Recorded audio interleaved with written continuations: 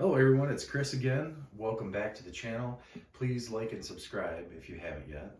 Today we're working on a GM 4L60E valve body, and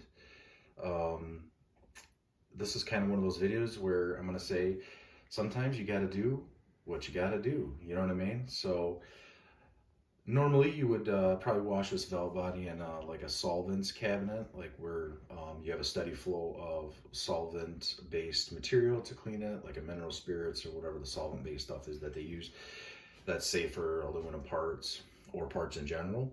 I don't have one, so long-term plan would be to get one, or also like an old parts washer cabinet where they use high-pressure hot water to clean your parts.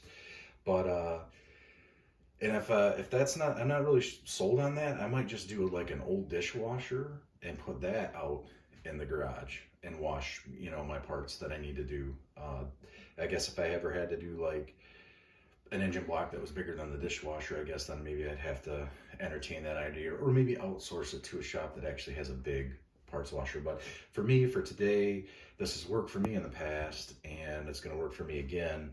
I use super hot water and some mild detergent to wash this, and we're gonna tackle this real quick. So without further ado, to get to this point, what I did is my full disassembly, and I pulled all my valves out and all my solenoids. It's completely empty, so this is just a bare valve body, and I've probably gone through at least a can of brake clean, and a can of carb clean, about a can between the two total. So there's still a lot of that gunky dark black friction material in there, so this is what I'm going to do. I got a sink set up here, super hot water, and then I got also these are called like bore brushes, and you can kind of get these short ones to get you in to the shorter ones, and then I would recommend probably getting longer ones. And as you can see, they're plastic. So I definitely like using the plastic because of the, less chance of scratch and stuff. So, but let's get rolling here. And what you want to use is definitely a mild detergent, whatever you prefer. But and we'll get rolling here.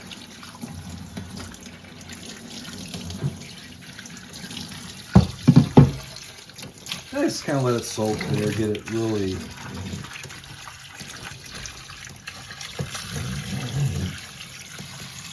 soaked really nice. Put some more soap in there. And then I'm just gonna give her a couple more scrubs here. This was just loaded up with junk.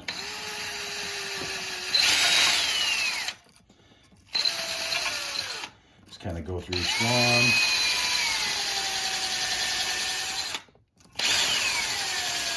And you can get longer ones, and you can do them by hand too. That one's gonna need a bigger bore for that. You don't want to go in too far, and you definitely don't want to do metal contact. I'm just getting the small ones right now.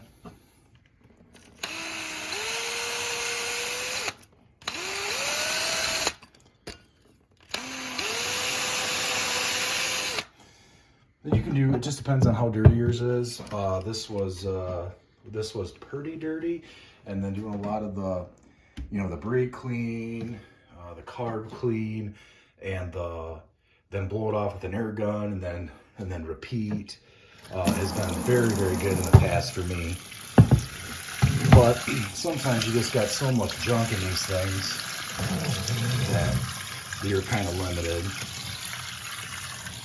And this is, so the water, I get it as hot as I can handle it, if not hotter. And if you got to, you might have to wear some gloves. And you just continue to rinse. You can soap her up, you can rebore it with those bore brushes. And just thoroughly get it. Some people are like, oh, I can't believe you're using water on it. Well, let me tell you, that's what they're using in those. They're using those in those high pressure water cabinet. So get her as hot as you can handle it. Rinse her really good. And this is the trick. So if you're going to do this, the number one thing that you want to follow, get her as clean as possible, and you want all the water out.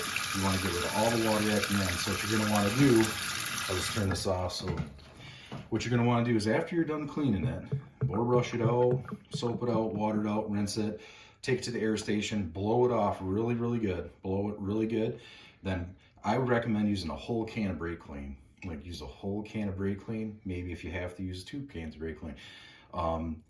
And then blow it off again. You know what I'm saying? Cycle it, do brake clean, and then blow it off with the air gun, brake clean again, blow it off the air gun a couple times, you should be good.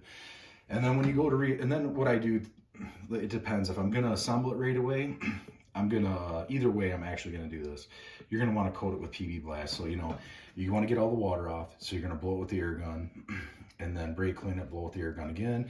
And then when you're confident you got rid of all the water, then coat it with the PB Blast or whatever type of lubricant that you wanna use for your assembly. But I definitely, if you coat it really good, get in all the cracks and crevices, then you know, you have no worries at all. So hopefully this video helps you, encourages you, gives you another option. Again, this has worked for me in the past. It's going to work for me again. You know, it's how I do it. You know, you can do it however you want. So you guys have a good one. Please like and subscribe. See you.